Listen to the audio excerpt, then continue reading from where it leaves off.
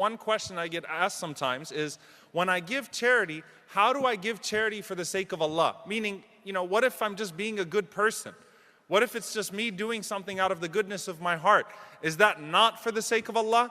What does it exactly mean? And many people don't really know how to answer that question. It's a very, very profound question. If we do things out of our values of empathy and selflessness, is that not rewardable in the sight of Allah subhanahu wa ta'ala? Is it only rewardable if before I give charity, I say to myself, or I say to the other person that this is for the sake of Allah subhanahu wa ta'ala?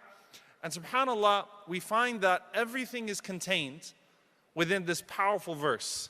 وَيُطْعِمُونَ الطَّعَامَ عَلَى حُبِّهِ يَتِيمًا وَمِسْكِينًا وَأَسِيرًا إِنَّمَا نُطْعِمُكُمْ لِوَجْهِ اللَّهِ لَا نُرِيدُ مِنْكُمْ جَزَاءً وَلَا شُكُورًا.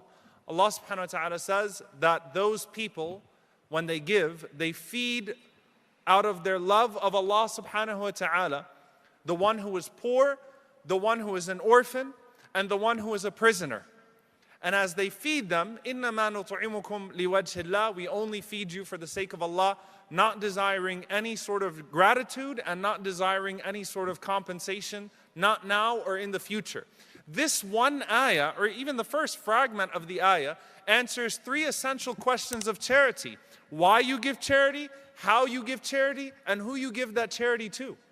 Within just a few words, Allah subhanahu wa ta'ala encapsulates all of these powerful meanings that truly, if we pay attention to, would completely reinvent the manner in which we serve, even if we are already in the service of mankind. And I want to start off with that question. وَيُطْعِمُونَ الطَّعَامَ عَلَى حُبِّهِ. They feed in accordance with their hubb, their love for him or their love for it. The word hubbihi is actually disputed. Do they give out of their love of Allah, or do they give in spite of their love of what they're giving? Meaning what the pronoun, the dhamir here, is it referring to Allah hubbihi, that they spend out of their love of Allah, or they spend despite loving the food that they're giving away? And that's a very legitimate difference of opinion, and it's a powerful one. It's a profound one, because both of them, and we often find that within the Quran, you'll have one word that serves two meanings, and those meanings do not conflict with one another, rather they embellish one another. And this is one of those situations. They spend out of their love of Allah subhanahu wa ta'ala. The scholars that say that it means they spend out of their love of Allah, that they feed people for their love of Allah subhanahu wa ta'ala, they say that this means مَا حُبِّهِ يُطْعِمُونَ الطَّعَامَ مَا حُبِّهِ, that when they give with their love of Allah. They accompany that giving, that service, with their love of Allah subhanahu wa ta'ala. So they beautify their service, they beautify their charity, because they know that it's for the sake of Allah subhanahu wa ta'ala. The other scholars, and I'll get back to that definition, that say that they spend despite loving what they're giving. يُطْعِمُونَ الطَّعَامِ, specifically food. They feed others specifically what they love, what they desire. They give that away. It addresses one of the deepest crises we have in how we understand charity and philanthropy in our generation. And that is that most people give charity not because they love that charity or they love the person they're giving charity to, but because they no longer have any use with what they are disposing of. And they want to find something that's semi-noble, and it's also convenient to get rid of things that they no longer love. Charity in our day and age is not because we care deeply, or for the most part, of course there are people, alhamdulillah, there's always good in this world, but it's not necessarily because people care deeply about solving the problem of economic inequality or solving the disparity that we have. That's always existed, quite frankly, throughout mankind. Even before Bernie Sanders, by the way, economic inequality has been an issue and has been spoken about. In fact, throughout world history, usually you have people that are extremely rich and elite and extremely poor and downtrodden. There's very rarely a middle class in most societies in history. Usually, you're either overwhelmed with poverty or you're overwhelmed with ease. So when people spend, do they give what they love to who they love, or do they give what they no longer have a need for to people that they're really not interested in knowing or serving? That's the question that needs to be addressed here. And the Prophet ﷺ, he addressed this with his word and with his deed. In word, the Prophet ﷺ was asked, Ayyu sadaqati afdal, what is the best form of charity to give? He says, Anta saddaq wa anta sahihun, shahihun, ta'mulul aish, wa takhsha al-faqr. He gave four things, sallallahu alayhi wa sallam. It's an authentic hadith in Sunan al-Nasa'i by Abu Hurairah radiallahu anhu. He said the best type of charity is when you give charity, wa anta sahih, while you're healthy. Meaning what? When people die, suddenly they try to will off all of their stuff, all of their inheritance to charity. It doesn't work that way. You should be giving it while you're healthy, because now you're just robbing your children of that wealth. It's not fair. Wait, while you yourself are healthy and able to benefit from that money, and you yourself are not in need physically, you're in a position to earn. Wa anta sahihun, shahihun. The Prophet ﷺ said, when you feel stingy, when you're healthy and you're well off and you feel a sense of stinginess, when you're called to give for the sake of Allah subhanahu wa ta'ala. Not only that, ta'malul aish. You still feel like you have a long life ahead of you, so you still hope for a long life. So it's not something that you're doing because you're at the end of your life and you've already lived your worldly goals and what you view to be your purpose. This is your purpose. Service to mankind is your purpose. You've still got your life ahead of you. You still have hopes and dreams and career goals and so on and so forth. And you still give. Ta'malul aish. And you're a human being. Takhsha al-faqr. You fear poverty. When these four things are combined within a person as they give charity, it shows that you're giving charity with a sense of purpose. You're preferring others to yourself, ala hubbihi, despite your personal love for that food. And this is something confirmed throughout the Quran and throughout the Sunnah of the Prophet ﷺ. In the Quran, لَن تَنَالُوا الْبِرَّ حَتَّى تُنْفِقُوا مِمَّا تُحِبُّونَ. You will not achieve righteousness or its reward until you give from what you love. وَيُؤْثِرُونَ عَلَىٰ أَنفُسِهِمْ وَلَوْ كَانَ بِهِمْ خَصَاصَةٌ. And they prefer others to themselves even when they themselves are in need of what they're giving. This concept of serving and giving your free time, giving your wealth, and not just your disposable wealth, and not just the food that you don't really like, and not just the clothes that you don't really like to wear anymore.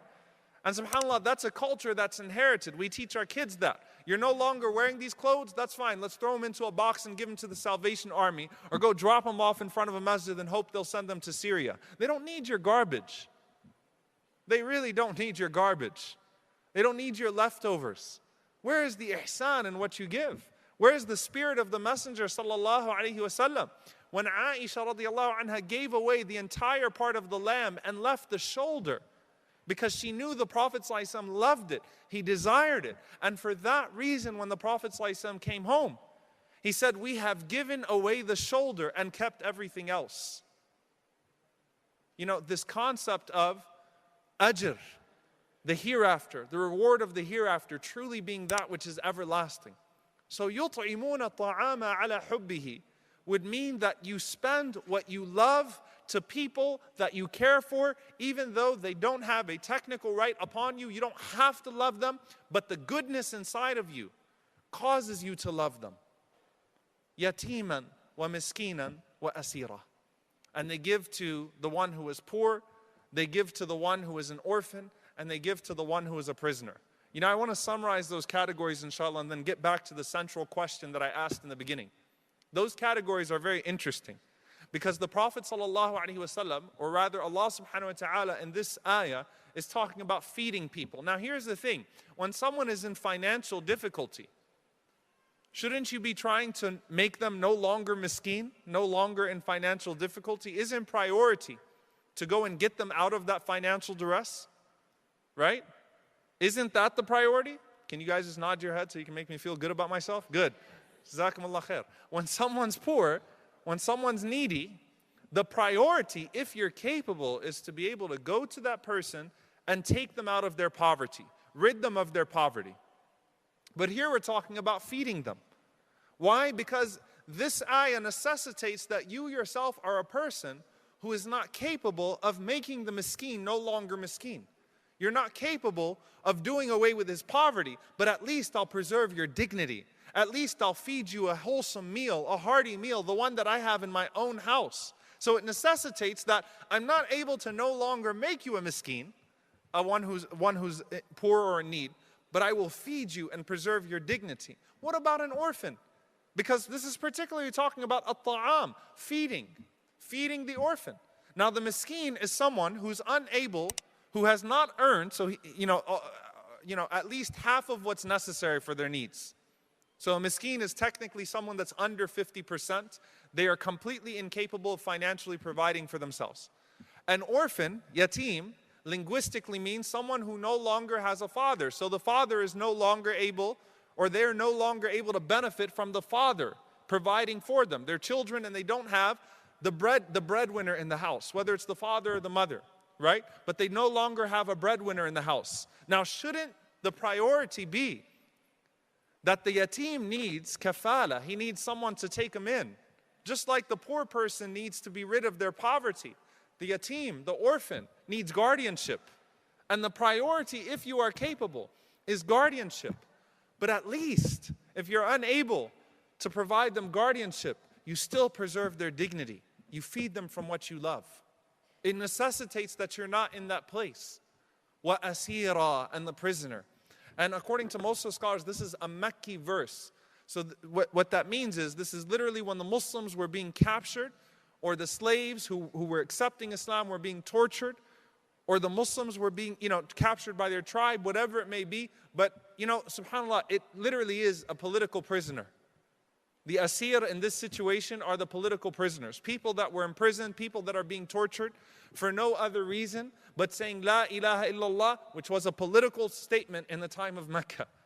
You're challenging the authority by saying La ilaha illallah. Now, isn't the priority to free that political prisoner? If you can purchase their freedom and no longer make the asir, that's priority. But at least preserve their dignity by feeding them. And subhanAllah, the Arabs had a practice before Islam abolished it, where what they would do with their prisoners, they wouldn't feed them in their prisons and they wouldn't feed their slaves. What they would do is they allocated a time of the day to send their prisoners out to go beg for food. So subhanAllah, every single day there was a time of the day in Mecca where the prisoners would be let loose in the streets in their chains to beg for food. And Allah subhanahu wa ta'ala is saying you preserve that person's dignity to the best of your ability. So if you can make the miskin no longer miskin, and the yatim no longer yatim, and the asir no longer asir, that's wonderful, that's beautiful. But if you're in a situation where you're not well off, you're not an authority, you're not someone who can change the system, you can challenge it vocally, but at the same time, you will take care of the victims of that system. You can't sit around and talk about economic inequality and talk about the dhulm that people face because they're poor and so on and so forth, and oppression, and you yourself are an oppressor, and you yourself are greedy. You can't challenge the systems if you're a part of that system, if you're a part of that brutal process. So you have to challenge it within your own capacity, and that's what Allah subhanahu wa ta'ala is telling us in this ayah. Finally, the last question.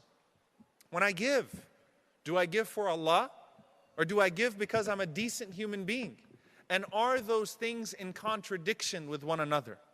Now the scholars like Fudayl ibn Iyad, rahimahullah ta'ala, who said that ala hubbihi means that you love Allah and that's why you give. The reason being is that the next part of the ayah is إِنَّمَا نُطْعِمُكُمْ لِوَجْهِ اللَّهِ. We feed you only seeking the pleasure of Allah subhanahu wa ta'ala. So what does that mean? Allah subhanahu wa ta'ala tells us what it means to feed for the sake of Allah. And that is, إِنَّمَا نُطْعِمُكُمْ لِوَجْهِ اللَّهِ. We feed you only for the pleasure of Allah subhanahu wa ta'ala. لَا نُرِيدُ مِنْكُمْ جَزَاءً وَلَا شُكُورًا. This is the explanation of it. We don't want anything in return, nor do we want to be thanked. We don't want to be paid back because we know that Allah is Ar-Razzaq. We know that Allah is the sustainer, and Allah will give me back in this world and He will provide for me Jannah in the next.